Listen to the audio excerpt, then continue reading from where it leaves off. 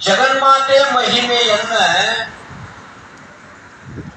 ನಾನು ಬರೆದು ವರ್ಣನೆ ಮಾಡಿ ತಿಳಿಸ್ತನು ಅಂತಂದ್ರೆ, ಈ ಭೂಮಿಯನ್ನ ಹಾಳೆಯನ್ನಾಗಿ ಮಾಡಿ, ಏನು ಇಡೀ ಜಗತ್ತಿನ ಭೂಮಿ ಐತಲ್ಲ, ಈ ಬ್ರಹ್ಮಾಂಡದ ಭೂಮಿಯೆಲ್ಲ ಹಾಳೆಯನ್ನಾಗಿ ಮಾಡಿ, ಸಪ್ತ ಸಮುದ್ರದಲ್ಲಿರ್ತಕ್ಕಂಥ ನೀರನ್ನೆಲ್ಲ ವಶಿಯನ್ನಾಗಿ ಮಾಡಿ, ಕಲ್ಪವೃಕ್ಷವನ್ನೇ ಬರೆಯುವ ಲೇಖನಿಕೆಯನ್ನಾಗಿ ಮಾಡಿ,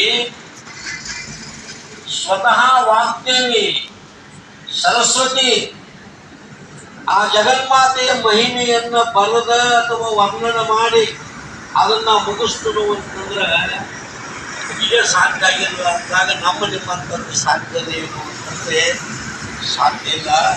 ಅಂತ ಅಪಾರವಾದ ಮಹಿಮೆ ಜಗನ್ಮಾತೆಯ ಮಹಿಮೆ ಇದೆ.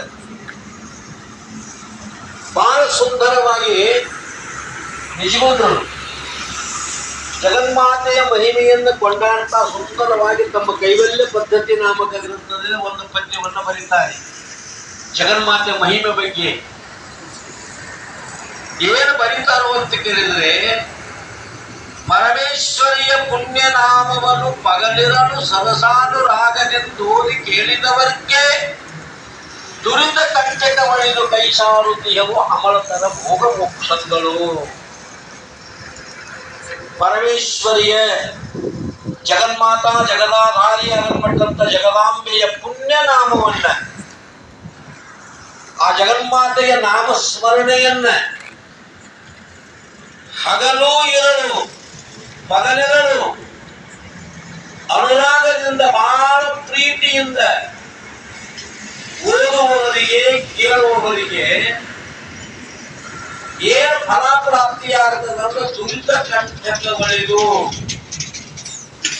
ನಮ್ಮ ಪ್ರಾಪಂಚಿಕ ಜೀವನದೊಳಗೆ ಒಂದಿಲ್ಲ ಒಂದು ರೀತಿ ಕಂಟಕಗಳು ಬರ್ತಿರ್ತಾವ, ನಮಗೆ ತೊಂದರೆಗಳು ಬರ್ತಿರ್ತಾವ, ಅಡಚಣೆಗಳು ಬರ್ತಿರ್ತಾವ. ಅವ್ಯಾವ ಅಡಚಣೆಗಳು ಬಾರದಂತೆ ನಮ್ಮ ಸಂಸಾರ ಸುಗಮವಾಗಿ ಸಾಗಬೇಕಂದ್ರೆ, ನಮ್ಮ ಪರಮಾರ್ಥ ಜೀವನ ಸುಗಮವಾಗಿ ಸಾಗಬೇಕಾಗಿತ್ತು ಅಂತಂದ್ರೆ ನೀ ಏನು ಮಾಡುವುದು, ಜಗನ್ಮಾತೆಯ